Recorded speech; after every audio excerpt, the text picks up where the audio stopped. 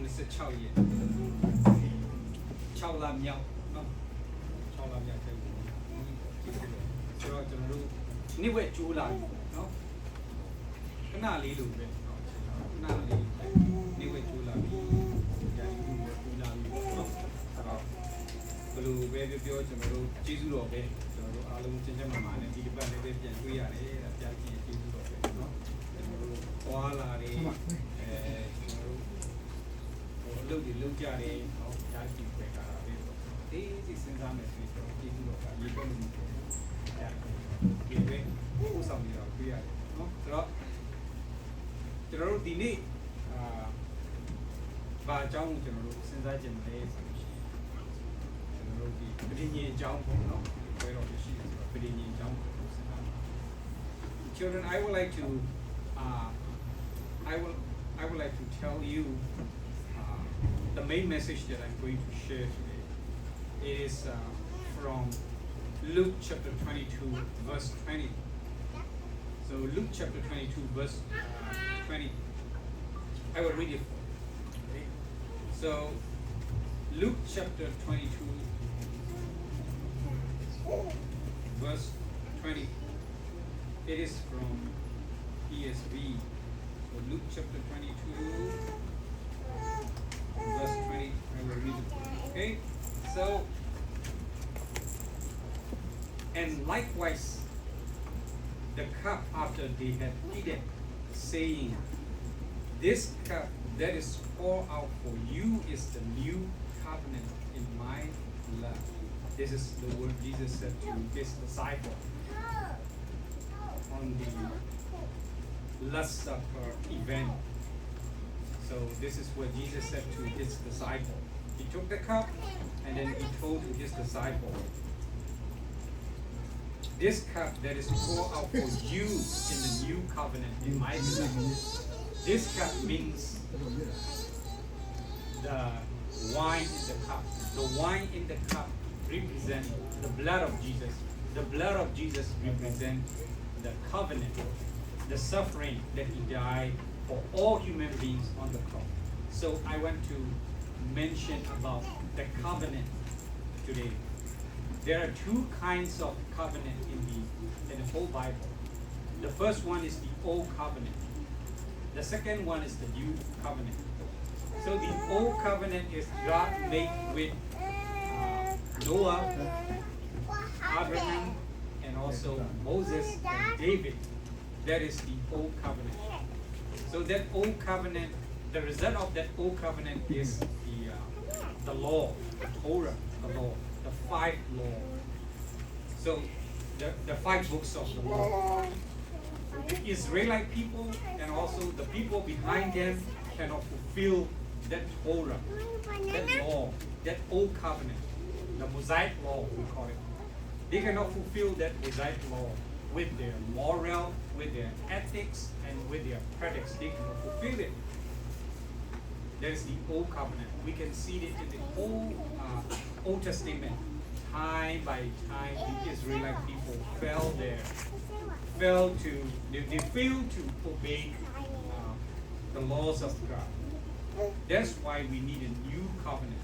That's why we need a new covenant. So let's turn to Hebrews chapter 9 verse 15. Hebrews chapter 9 verse 15. Let's see about how Jesus is related to the new covenant. Hebrews chapter 9 verse 15. I will read it for you, okay? Hebrews chapter 9 verse 15. Therefore, he is the mediator of the new covenant, so that those who are called may receive the promised eternal inheritance, since a death has offered that redeems them from the transgressions committed under the first covenant. You will see here new covenant and also old covenant. So Christ, here the author of Hebrews mentioned, Christ is the mediator of a new covenant. Mediator of a new covenant. What is the mediator? Mediator is the person who stands between God and humanity. So Jesus Christ died on the cross for the sins or the transgression that human made in front of God under the law. So he is the mediator. He died in the place of human being. So only Christ can be the mediator between God and humanity. There's no other person, no other things, and no other human can take that place, can be the mediator between God and human being. Only Jesus is the person. Only Jesus is the one who can be the mediator between God and humanity. That's why the author of Hebrews said Christ is a mediator of a new covenant. So in the old covenant, they used the animals as the mediator, like doves and like goats and sheep, lamb, to sacrifice for the sins of the people as the mediator. They use the blood to sacrifice for the sinners people. But here, Christ is a new covenant, the mediator for a new covenant. So, and also the other parts of the Hebrew said, so that those who are called may receive the promised eternal inheritance. The reason that Jesus became a mediator is to make the people to receive the eternal life. That is the inheritance from God. So, today we have the communion service today. So let us remember that Jesus is the new covenant. Jesus set a new covenant for us. Jesus is the mediator for us between God and the humanity. So let us remember that Jesus is our mediator to forgive our sins and to beg or to beg in front of God for us. Let us remember that He set that new covenant. And also let us remember that we are no longer under that first commandment, first covenant. The first covenant. Let us remember that we are in the new covenant with Jesus. We made a new covenant with Jesus. Let us remember that. So, Bedinian Sura Balelu Piola in Bedinian Sura ga no unpe jare ma chono Bedite Sami Para Bedinian Namli Nale. No Bedinian Hemaga Madam Loku Mille Damalone no Madam Lome Mille Damulo. The solution or Bedinian kind. Yellow Madam Loke solution no Mille Damulo.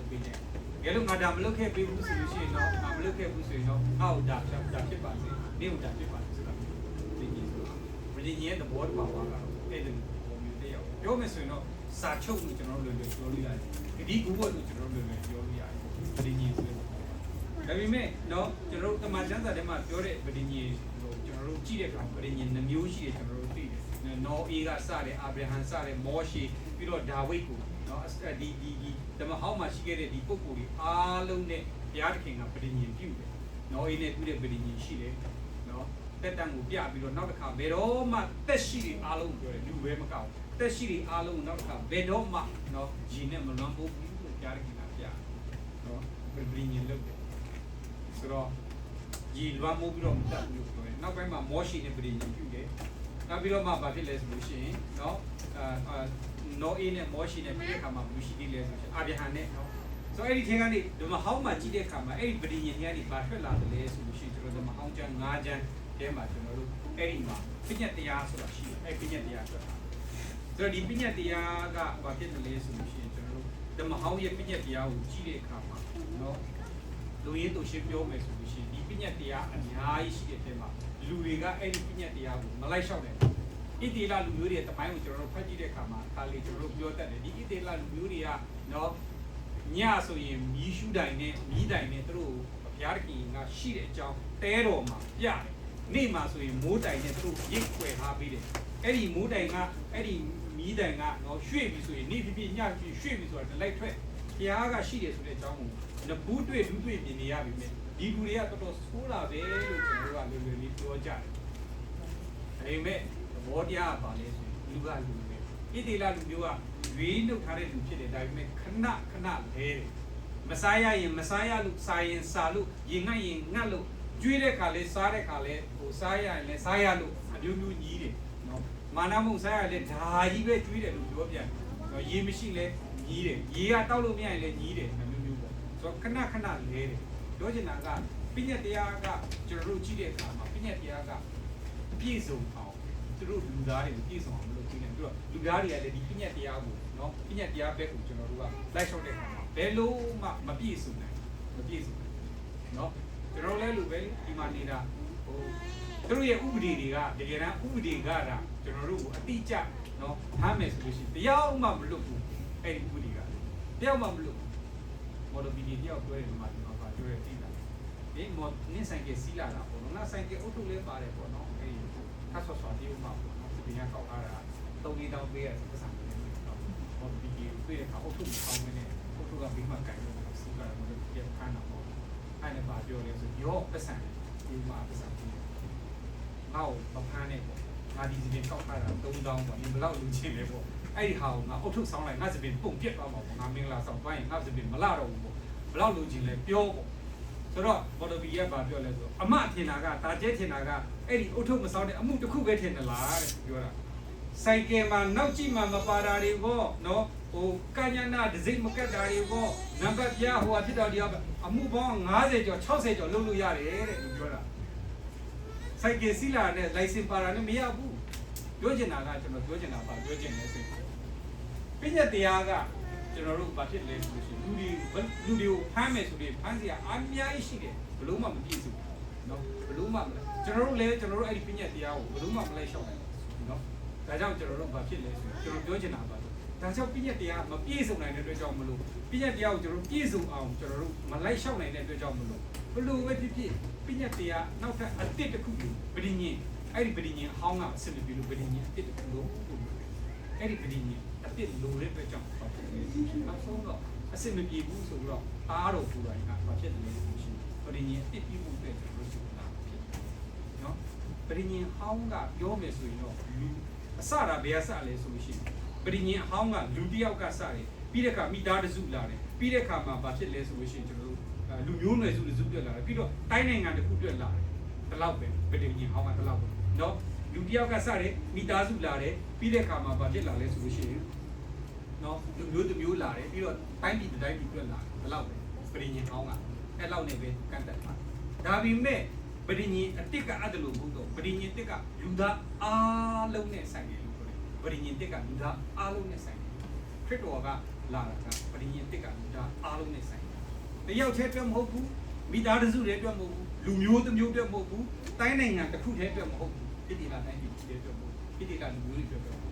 ပဋိညာဉ်တစ်ကဘာနဲ့ဆိုင်တယ်အားလုံးနဲ့ဆိုင်အားလုံးနဲ့ဆိုင်တယ်ဖြစ်တာဖျားကြီးအစကတည်းကသူ့ရဲ့ဖျားတိကအဲ့ဒါဆိုတော့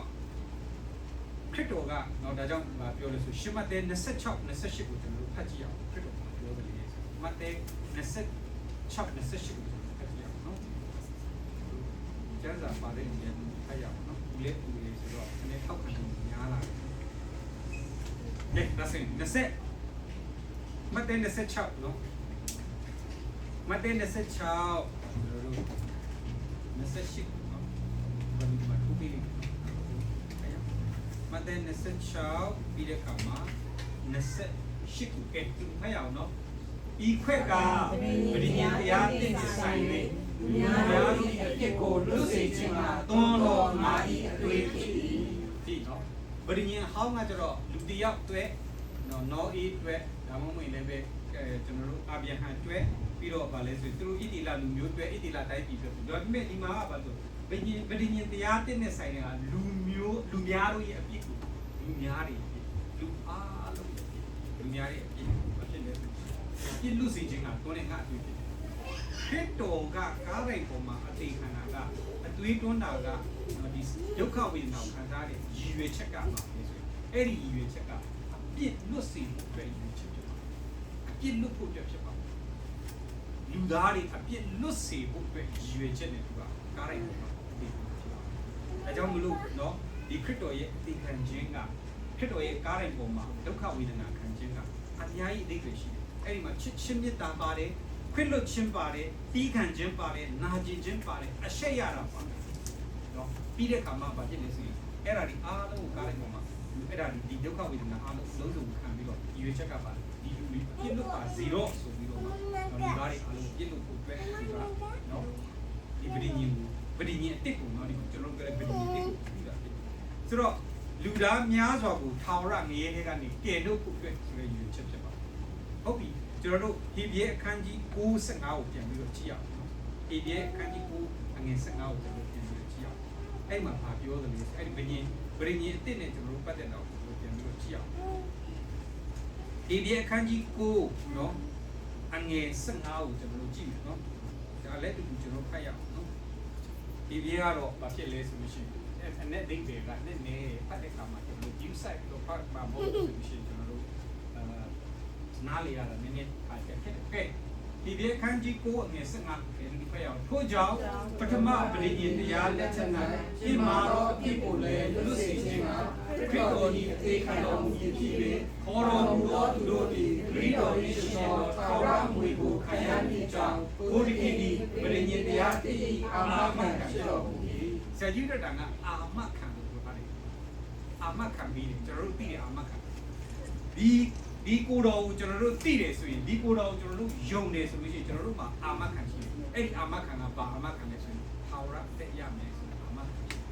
ဟောဒီဘုရားနော်ကျွန်တော်တို့ကအားကြီးကိုလေးတယ်အဲ့ဒီအာမခံပြီးတော့ပထမပရိညင်တရားလက်ထက်မှာပြစ်များတဲ့အဖြစ်ဆိုကျွန်တော်အများကြီးပြောသွားတယ်ပထမပရိညင်တရားမှာပြစ်မှားတယ်ဆိုတာကပထမပရိညင်တရားနဲ့ကျွန်တော်တို့ဘယ်လို့မှမပြည့်စုံနိုင်ဘူးလူတိုင်းကပြစ်မှားတယ်ရောမှလည်းပြောထားတယ်နော်ကျွန်တော်တို့တယောက်မှအပြစ်မလုပ်ဘူးလို့ပြောတယ်အဲ့ဒီတရားကြီးလွတ်စီဖို့အတွက်အဲ့ဒီပထမပရိညင်တရားထဲမှာဖြစ်နေတဲ့အဖြစ်တရားကြီးလွတ်စီဖို့အတွက်ကခရစ်တော်ကအသေးခံတော်မူဖြစ်ပြီးခေါ်တော်မူတော့သူတွေ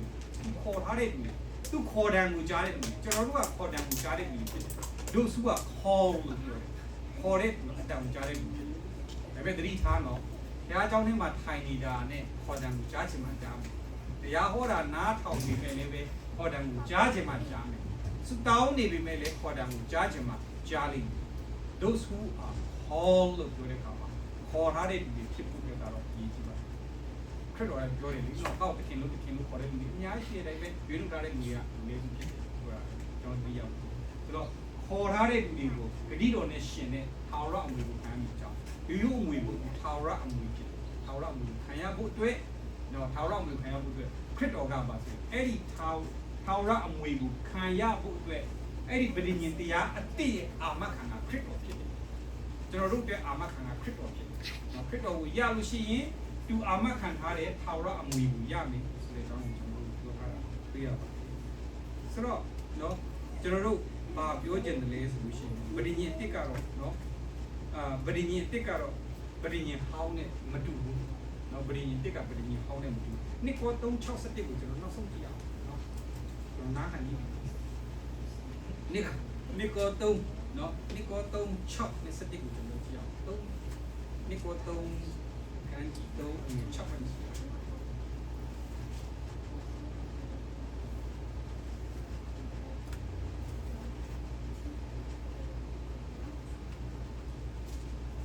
ခန်းကြီး3ငယ်6ကနေကျွန်တော်ကြည့်အောင်နော်တတူဖက်ရပရိညင်တရားတိဤဆရာဖြစ်နိုင်တော့စွမ်းတတ်တိကိုရားတတ်သည်ငါတို့အားပေးတော်မူ၏ထို့ဆိုသောဉာဏ်တရားကိုဆိုလိုဝိညာဉ်တော်တရားကိုဆိုလို၏ဉာဏ်တရားသည်အသက်ကိုတတ်တတ်၏ဝိညာဉ်တော်တရားမူကားရှင်းစေတတ်၏ထိုမှတပါပြတ်သက်သောရောင်ခြည်ကြီးဟူသောမောရှိမျက်နာမှာခတ်တော်ရောင်ခြည်ကြောင့်ဣတိယမျိုးသားတို့သည်သူ၏မျက်နာကိုစိတ်စိတ်ကြည့်ရှုနိုင်စေအောင်ကြောက်ပြားပေါ်၌အခရာတင်၍ရေးထားသောအေခြင်းတရား၏ဘုံအနုဘောတော်ဤစုံသူမှန်၏ထိုမြတ်မြတ်ဝိညာဉ်တော်တရား၏ဘုံအနုဘောတော်နှင့်အလုံးပြည့်စုံရလိမ့်မည်မဟုတ်လောအပြည့်စည်သောတရား၏ဘုံအနုဘောရှိ၏ထိုမြတ်မြတ်ဖြောင့်မတ်စေသောတရား၏ဘုံအနုဘောနှင့်အာ၏ကျေဝါပြည့်စုံလိမ့်မည်နောင်ဖြစ်တော်ဘုံသည်အတော်မြတ်သောကြောင့်ဘုံရှိစုသောအရာသည်ဘုံပွင့်တွင်ရှိ၏ပေရှိရာအရာသည်ဘုံရှိ၏တည်နေသောအရာသည်တာ၍ဘုံရှိ၏အဓိကကပရိညင်အဟောင်းနဲ့ပရိညင်တစ်ကိုရှင်းပြတယ်ပရိညင်အဟောင်းကကွယ်ရမယ့်အရာကြောက်ရမယ့်အရာဖြစ်တယ်ပရိညင်ဟောင်းကသေစီတဲ့အရာဖြစ်တယ်ဘာလို့လဲဆိုတော့ပရိညင်ဟောင်းကဘာဖြစ်တယ်လဲဆိုရင် အမြဲတမ်းသူကအပြစ်ရှိတဲ့အကြောင်းကိုထောက်ပြပြည့်ညက်တရားမကောင်းပြောတာမဟုတ်ဘူးဒါပေမဲ့ပြည့်ညက်တရားကအပြစ်ရှိတဲ့အကြောင်းကိုကျွန်တော်တို့အမြဲတမ်းထောက်ပြကျမ်းစာမှာပြောတဲ့အပြစ်ရှိတရားမျိုးပြောဒါကြောင့်မလို့တနည်းအားဖြင့်ခြုံပြောမယ်ဆိုရင်ပြည်ကြီးဟောင်းကသိစေတဲ့တရားဖြစ်တယ်အပြစ်ရှိတရားအပြစ်ရှိတဲ့သူကတရားပဲဒါကြောင့်မလို့ပြည်ကြီးတရားကအမြဲတမ်းအပြစ်ကိုထောက်ပြတဲ့အကြောင်းကိုကျွန်တော်တို့ကအပြစ်ရှိတယ်ဆိုကျွန်တော်တို့ကသိတဲ့လူဖြစ်တယ်ပြည်ကြီးဟောင်းကသိတဲ့အကြောင်းအရာဖြစ်တယ်ဒါပေမဲ့ဒီဘက်ကပြည်ကြီးအစ်ကကျတော့ပါလဲဆိုအသက်ရှင်စေတဲ့အကြောင်းအရာဖြစ်တယ်ဒီပြည်ကြီးဟောင်းကဘယ်လိုလဲဆိုမောရှေကပြည်ကြီးဟောင်းကိုတွားယူလာတဲ့အခါဒီအခရာတွေကိုတွားပြီးတော့ယူလာတဲ့အခါမှာဒီစာကိုဒီရဲ့ပြည်ကြီးပြညတ်တော်စေဘာကိုယူလာတဲ့အခါမှာပြညတ်တော်တွေကိုယူလာတဲ့အခါမှာအဲ့ဒါကိုတွားပြီးယူပြီးတော့ဆင်းလာတဲ့အခါမှာပြညတ်တော်အဟောင်းပြည်ကြီးအဟောင်းကိုယူလာပြီးမဲ့ဒီအဟောင်းကတည်စီတတ်တယ်လို့ဆိုပေမဲ့တည်စီတတ်တဲ့အဟောင်းကိုယူလာတဲ့အတွက်ကြောင့်မောရှေရဲ့မျက်နှာကလင်းတယ်အဲ့ဒါတော့ဘုံရှိတယ်တည်စီတတ်တဲ့အရာတော့တော့ဘုံရှိတာဆိုမတည်စီနိုင်တဲ့ရှင်စီနိုင်တဲ့တန်ရှင်တော်ဝိညာဉ်တော်အားဖြင့်ကျွန်တော်တို့ရမယ်ဒီဘက်ကပြည်ကြီးတစ်ကပို့ပြီးတော့ပါနော်ဘုံနဲ့ပြည့်စုံနေဆိုတဲ့အကြောင်းကိုကျွန်တော်တို့ကဖြစ်လဲဆိုဒီမှာရှင်ဘောလူကတော့ကျွန်တော်တို့ဒီမှာကျွန်တော်တို့ရှင်းပြထားတာဖြစ်တယ်နော်ပြောချင်တာကဘာလဲဆိုရင်ပဋိညာဉ်အတိတ်ကနော်ဘုံနဲ့ပြည့်စုံတယ်ပဋိညာဉ်အတိတ်ကဘာဖြစ်လဲဆိုပဋိညာဉ်ဟောင်းတဲ့တာ၍နော်မြတ်တယ်ဆိုတဲ့အကြောင်းပြီးတော့ပဋိညာဉ်အဟောင်းကကြတော့ဘာဖြစ်လဲဆိုလို့ရှိရင်နော်ပဋိညာဉ်ဟောင်းကသိစေတဲ့အရာဖြစ်တယ်ဒါပေမဲ့ပဋိညာဉ်အတိတ်ကရှင်စေတဲ့အရာဖြစ်တယ်ဆိုတော့ဒီရဖို့ဒါတော့ပဋိညာဉ်အတိတ်ကတန်ရှင်တော်ဝိညာဉ်တော်အားဖြစ်တာကျွန်တော်တို့ကဘာဖြစ်လဲဖြစ်စေတယ်ဆိုတော့နားလေနော်အဲ့တော့ဒါကြောင့်မလို့နော်သူကဘာပြောတယ်လဲဆိုလို့ရှိရင်ပဋိညာဉ်ဟောင်းကိုကျွန်တော်တို့ ministry of death တေးစီတဲ့အမှုဖြစ်တယ်ဒါပေမဲ့ဒီဘက်ကတော့ဘာဖြစ်တယ်လဲဆိုလို့ရှိရင်နော်တန်ရှင်တော်ဝိညာဉ်တော်ကတာသူ့နှလုံးကိုပြောင်းလဲစေတယ်သူ့နှလုံးကိုပြောင်းလဲစေပြီးတော့မှပဋိညာဉ်တစ်ရရှိခံစားစေနိုင်တယ်ဆိုတဲ့အကြောင်းကိုပြောတာဒါကြောင့်ဖြစ်တဲ့ညီကိုမောင်မတို့ကျွန်တော်တို့ပွဲတော်ဝင်ခံနေကြရင်တတိယဘုလို့ဒါကပဋိညာဉ်အစ်ဖြစ်တယ်ဆိုတဲ့အကြောင်းကိုကျွန်တော်တတိယဘုလို့လေဒီပဋိညာဉ်အစ်မှာကျွန်တော်တို့ကဘာဖြစ်တယ်လဲဆိုလို့ရှိရင်ဒီပဋိညာဉ်အစ်နဲ့ကျွန်တော်တို့ခရစ်တော်တန်ရှင်တော်ဝိညာဉ်တော်အပြည့်ဒီပဋိညာဉ်အစ်ထဲမှာကျွန်တော်တို့ကအသက်ရှင်ဖို့လိုတယ်ဆိုတဲ့အကြောင်းတတိယဘုဖြစ်ပါတယ်ပွဲတော်မရအောင်